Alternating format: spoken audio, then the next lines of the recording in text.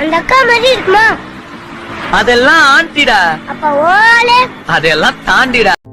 இரவும் அல்லாத பகலும் அல்லாத பொழுதுகளுன்னோடு கழியுமா? தொடவும் கூடாத படவும் கூடாத இடைவெளி எப்போது குறையுமா?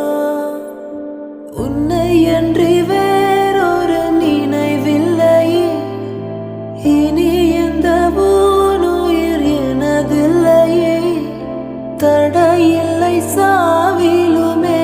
உன்னோடு வர கண்கள் இரண்டால், உன் கண்கள் இரண்டால் என்னை கட்டி எழுத்தாய் எழுத்தாய் போ.